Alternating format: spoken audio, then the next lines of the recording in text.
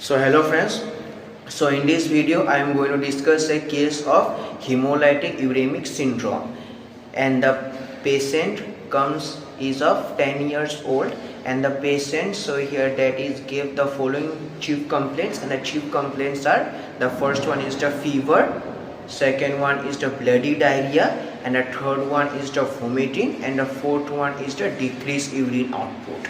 And also that is some of the abnormal laboratory investigations also reported, and the laboratory investigations are: the first one is that is low hemoglobin count, and the third one is that is elevated lactate dehydrogenase level, and second one is the elevated lactate dehydrogenase, and the third one is that is elevated, that is blood urea nitrogen, and the fourth one is the elevated serum creatinine level, and also on peripheral sphere, so here cystocyte seen. So all these explanations that I am going to give in this today's video. So first of all, let's discuss with the thrombus formation. So first of all, I am going to discuss how is thrombus formation done. So first of all, that you should know that this is the intestine, and in intestine, so foreign antigen comes, and this foreign antigen here comes in the intestine through the diet that we take, and the diet contains contaminated food. So in this way, here foreign antigen, that is E. coli, reaches the intestine, and in intestine, here it releases cigatoxin, and then this cigatoxin here undergoes absorption, and through the absorption process, that this cigatoxin here comes in the blood vessel. Now here that in the blood vessel, that is cigatoxin is attracted to glycophospholipid. So these are the glycophospholipids attracted, and on coming towards the glycophospholipids, that this cigatoxin causes endothelial injury. See that this cigatoxin causes endothelial injury, and due to this endothelial injury, you can see that this that is thrombus formation is done, because as you know that this endothelial injury is also that is one of the causes of thrombus formation. So therefore that I have written that here E. coli here releases their cigatoxin, and this cigatoxin here attracted to the endothelium due to glycophospholipids, and this cigatoxin comes into the here blood vessel through the absorption process, and then here that is in the blood vessel, that is cigatoxin attracted to the endothelium due to glycophospholipid, and then on coming towards the glycophospholipid, that is cigatoxin causes endothelial damage, and this endothelial damage or this endothelial injury, here that is causes thrombus formation. So this is the region that is how is thrombus formation done. So now I am going to discuss here regions for the chief complaints of the patient. Now here the chief complaints of the patient are: the first one is the fever, the second one is the here bloody diarrhea, and the third one is the vomiting, and the fourth one is the a decreased urine output. Fever, bloody diarrhea, vomiting, and the decreased urine output. So I am going to explain the regions. See that here that this is the foreign antigen, and this is the human body. So now you already know that this foreign antigen has to enter our body in order to cause the disease. So therefore that this foreign antigen, therefore that is enters our body in order to cause the disease. Now therefore in order to fight against this foreign antigen, that is our immune system raises our body temperature. See that our immune system raises our body temperature from normal, that is a normal range is 35.5 to 37.5 degrees Celsius, to high temperature range, and due to the raising of the body temperature, that is a fever is caused. So see that here since a foreign antigen, that is E. coli 0157.87 enters the human body, and the immune response of the body, that is tries to fight against this antigen by raising the body temperature. Now due to the rise in body temperature, therefore fever is caused. So therefore the reason for fever is that a rise in body temperature done by the immune response in order to fight against the pathogen. So now friends, see that here this is the human stomach, and see that this human stomach also contains a contaminated food. So here that this contaminated food is the food eaten by the person, that is which is contaminated by the foreign antigen. So that these are the contaminated food particles here present in the stomach. Now the body gets to rid of all these contaminated food particles. In order to get rid of all these contaminated food particles, so that these contaminated food particles go out of the body, that is body does vomit. And this is the reason for the cause of vomiting in the patient. Why vomiting occurs? Because that this body that is tries to get rid of all these contaminated food particles through this vomiting process. And see what I have written, that C, that is the foreign antigen E. coli 0157.87 enters the intestine or GIT tract through the contaminated food present in the diet, and some amount of contaminated food particles also stay in the stomach, and the body tries to get rid of these contaminated food particles in stomach by the process called vomiting, and due to this reason vomiting occurs. Why vomiting occurs?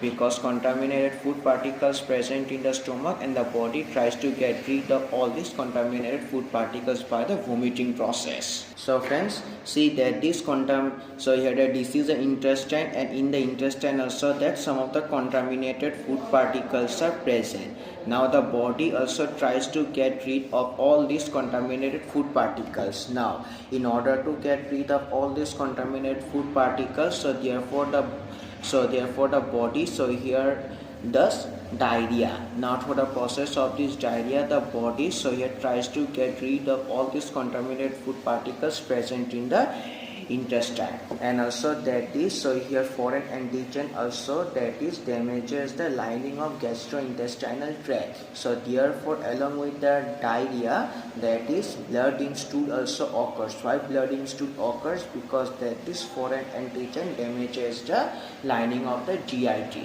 So therefore that is along with that is liquid or excess stool, so therefore blood in stool also occurs, and so this is the reason for bloody diarrhea. So see this, so I have written that.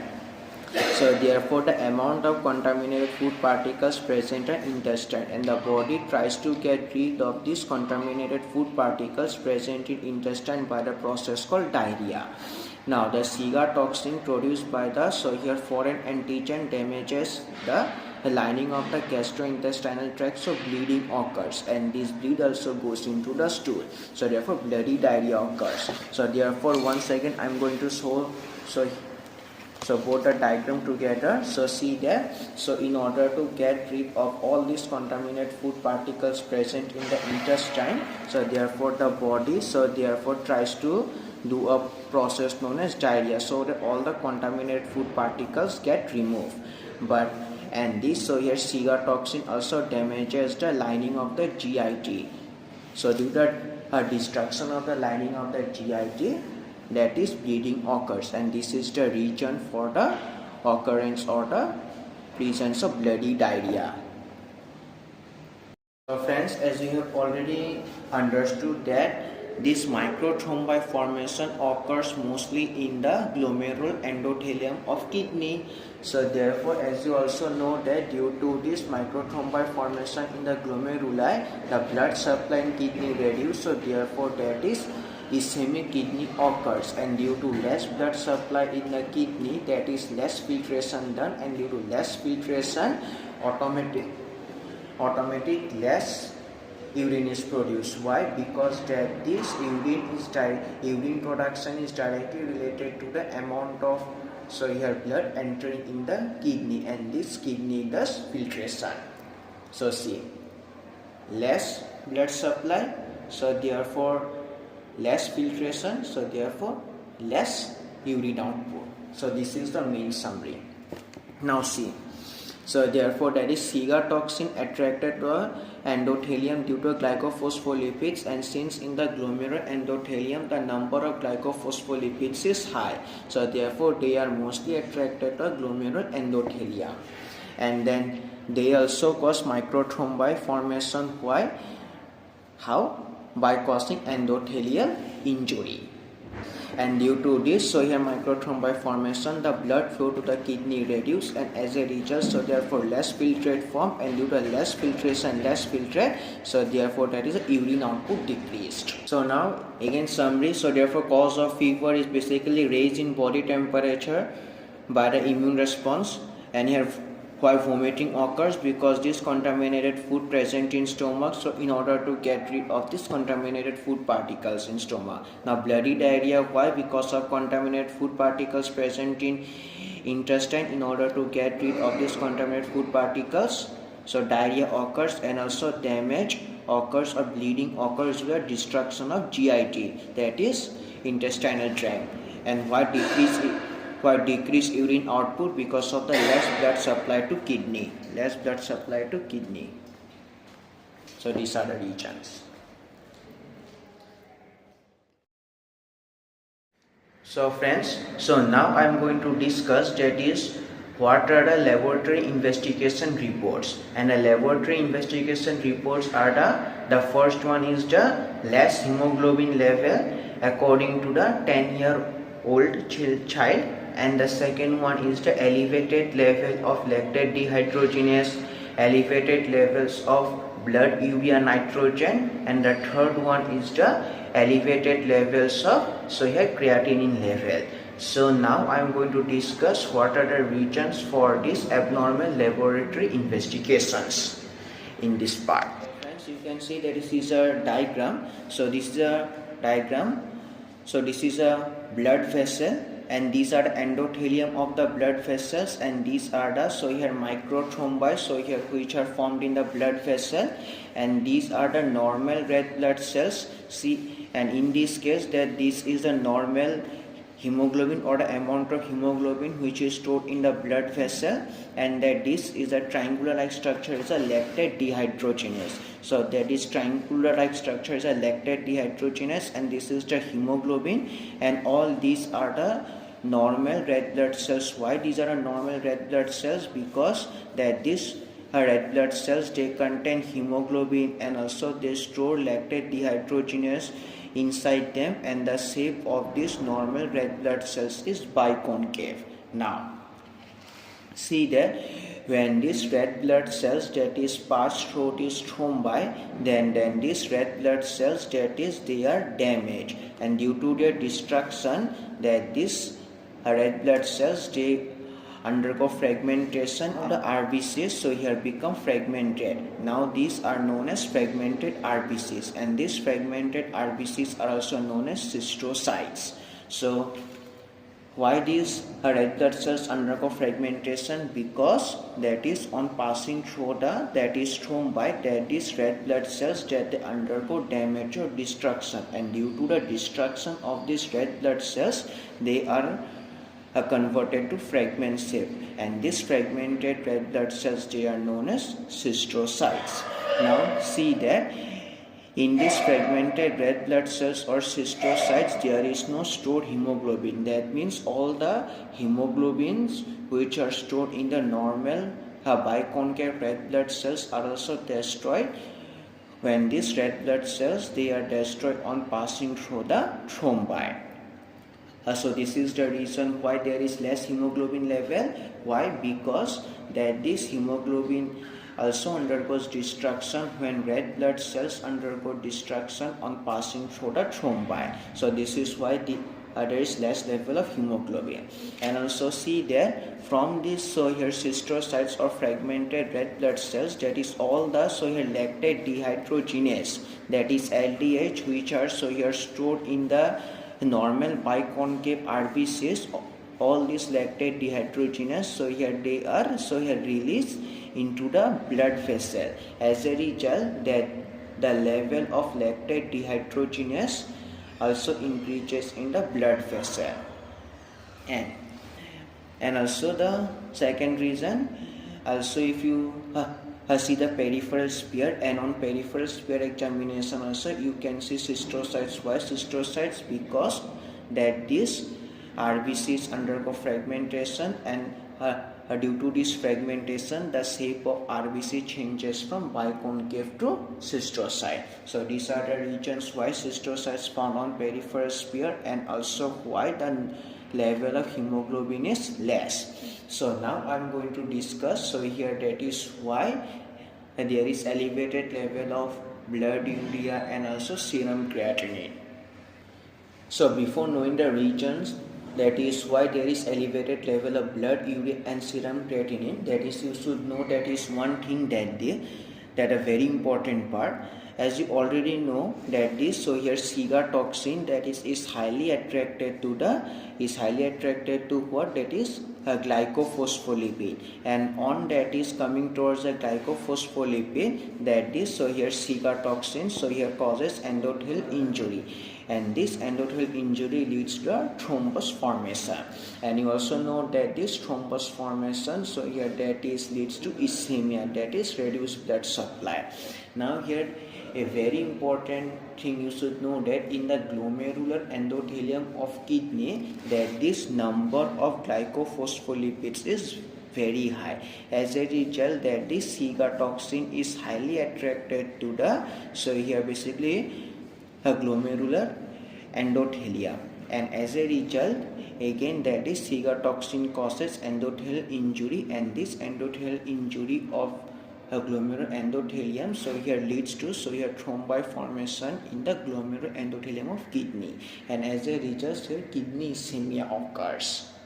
See that this, so here that is Shiga toxin, so here attracted to the endothelium due to the glycophospholipids, and since in the glomerular endothelium that is the number of glycophospholipids is very high, so therefore they are mostly attracted to the, so here that is glomerular endothelium of kidney, and then this cause, so here and then they cause endothelial injury, and then these Shiga toxins also cause microthrombi formation by causing, so here endothelial injury, and due to this microthrombi the blood flow to the kidney is reduced.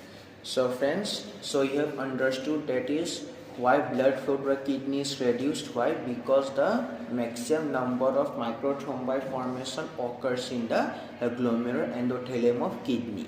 So now as you already now please see a next diagram. So friends, see that. So see this diagram. So this is the liver, and this liver produces kidney, and then this that is liver, and this liver produces creatine, and this creatinine, so here comes in the muscle cell, that is muscle cell through blood, and in muscle cell that is this creatine undergoes that is breakdown, and as a result that is the waste product of this creatine is creatinine, and this creatinine is a waste product, and this, so here that is must be removed by kidney through the filtration process. Now that this creatinine, so here that is comes in kidney through blood. Now here, and then this kidney, so here that is causes the filtration of this creatinine. As a result that is excess or the waste product or the excess amount of creatinine not required by the body is removed by the process of filtration. So therefore that you should know that this creatinine comes in the kidney through blood. Now so this is a normal, but as you already know that this, so here maximum number of microthrombi, so here formation, so here occurs in the glomerular endothelium. So therefore that is and due to this microthrombi formation in the glomerular endothelium, so therefore kidney ischemia occurs, and this kidney ischemia, so therefore leads to, so here reduced supply of creatinine, and also so here that is urea nitrogen to the kidney. So therefore as a result when less amount of creatinine comes, so therefore less filtration done. So friends, so now so I have written that. So see that hemoglobin level in the child is, so here on a patient 10.5 gram per deciliter, and normal hemoglobin level at 10 years old is 12 to 16 gram per deciliter. So now again I am going to explain the region. So you can see that this, when this normal biconcave red blood cells, that is they pass through the thrombi, then these normal red blood cells they undergo fragmentation, and this fragmented RBCs, so here that is release the lactate dehydrogenase, and this fragmented RBCs form because of the destruction of this normal red blood cells, and also on the destruction of the normal biconcave red blood cells, the stored hemoglobin which is present also undergoes destruction. So therefore the hemoglobin level also reduced. So this is that. So here that is when red blood cells pass through thrombi, then they are broken down, destroyed or damaged, and then they converted to fragmented RBCs by the process of fragmentation, and due to this also the shape of RBCs changes from biconcave to cystrocyte. Now as a result, so here as a result the number of activated red blood cells reduced and the number of hemoglobin also reduced. Why? Because along with the destruction of red blood cells, the hemoglobin destruction is also done. So this is the main reason why. So here that is the hemoglobin level is reduced in the patient. Now I am going to explain why there is elevated level of lactate dehydrogenase. So as you already know that when this normal biconcave red blood cells, so here pass through the thrombi, then they undergo fragmentation, and this fragmented red blood cells, so here that is can't store the lactate dehydrogenase. As a result, that is all the lactate dehydrogenase which is initially stored in a normal biconcave red blood cells, all these lactate dehydrogenase enzymes they are so here released from the cystrocytes into the blood. As a result, the level of so here that is lactate dehydrogenase increases in the blood vessel. See that I have written that. So the lactate dehydrogenase level is 5455 unit liter, and the normal lactate dehydrogenase level at 1 to 15 years old is 143 to 370 unit per liter. So why? That is in red blood cells LDH store. When red blood cells damage after passing through thrombi, then the stored lactate dehydrogenase, so here present in red blood cells also released in the blood. As a result, the lactate dehydrogenase level also increases in the blood. So friends, as you already know that this, so here that is microthrombi, maximum number of microthrombi, so here occurs in glomerular endothelium.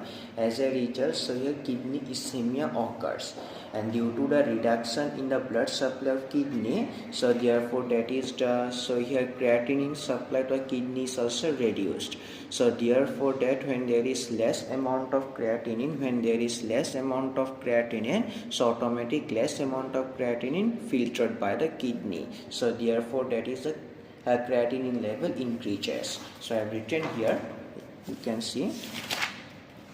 So first of all, that is the serum creatinine level is 2.46 milligram per deciliter, but a normal serum creatinine level at, so here that is 4 to 12 years old level is 0.42 to 0.7 milligram per deciliter. So I am going to return. So first of all, that you should know that this creatine, so here produced by liver, and creatine transported into the muscle through blood. Now due to breakdown of creatine, so here creatinine produced, so here you can simply see this diagram. So this is normal, so liver produces creatine, and this creatine, so here transported by blood into the muscle cell, and in muscle cell creatine undergoes breakdown to form creatinine.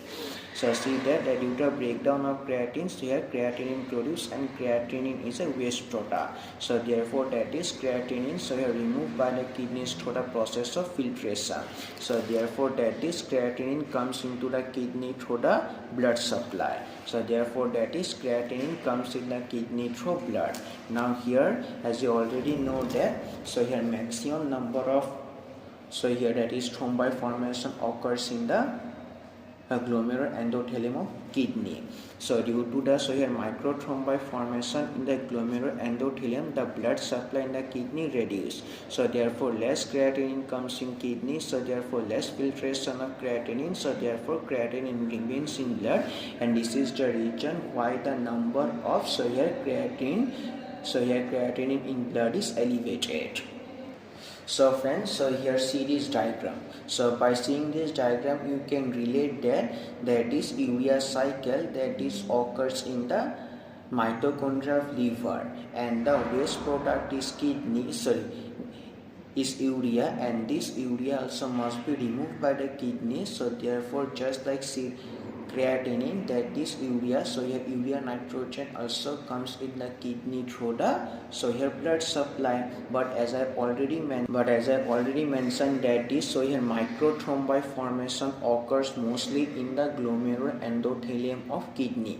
As a result, so that the blood supply to kidney is reduced, so therefore less urea nitrogen supply to the kidney, so therefore less filtration of urea nitrogen done by the kidney. So I have written. So see that, so here blood urea nitrogen level in the patient is 43 milligram per deciliter. Normal blood urea nitrogen level at, so here 4 to 13 years old, so here it should be that is 7 to 17 milligram per deciliter. So therefore, as you already know, that is urea nitrogen is a waste product generated through the urea cycle occurring in the mitochondria of liver. Now, and you also know that this urea, so here nitrogen must be removed by the kidneys through the process called filtration. Now that this urea nitrogen comes in the kidney through blood, but as you already know that due to microthrombi formation in the glomerular endothelium, the blood supply to kidney is reduced. So therefore less blood supply to kidney, less urea nitrogen reaching in kidneys, so therefore less filtration of urea nitrogen done, so therefore urea nitrogen remains in blood. So therefore, and this is the reason why that is the elevated, so here level of blood urea nitrogen occurs, because that is the less filtration of blood urea nitrogen. See that less filtration of blood urea nitrogen done, as less amount of urea nitrogen comes in the kidney, so therefore less filtration done. So this is the reason why there is elevated level of blood urea nitrogen. So friends, this is the only summary, that is elevated blood urea nitrogen level and is elevated serum creatinine level. Why? Because less blood supply done to the kidney. And why less blood supply done to kidney? Because of the maximum number of microthrombi formation in the glomerular endothelium.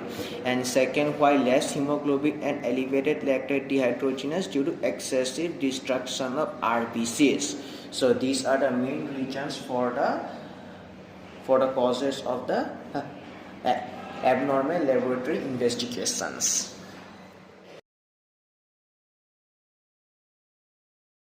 So friends, so now I am going to explain why cystocytes are seen on the peripheral sphere. Now, so friends, as you already know that these are the normal biconcave red blood cells. So this is the blood vessel. That means that these red blood cells, they are present in the or within the blood vessel, and these are the microthrombi formed in the blood vessel. Now, as you already know that when this, so here that is red blood cells which are normal and biconcave, and these red blood cells that is pass through this microthrombi, then these red blood cells undergo fragmentation. Now these red blood cells undergoing fragmentation, they are known as fragmented red blood cells, and due to the process of fragmentation, the shape of red blood cells, so here changes from biconcave to cystocyte, and due to this, so here basically cystocytes seen on the peripheral blood sphere. So this is a portion I will see that. So here destruction of red blood cells done on passing through the microthrombi. Now due to this, so here red blood cells become fragmented because they undergo the process known as fragmentation, and due to this fragmentation process, the shape of red blood cells here changes from biconcave to cystocyte, and therefore cystocytes seen in peripheral sphere. So this is the main region.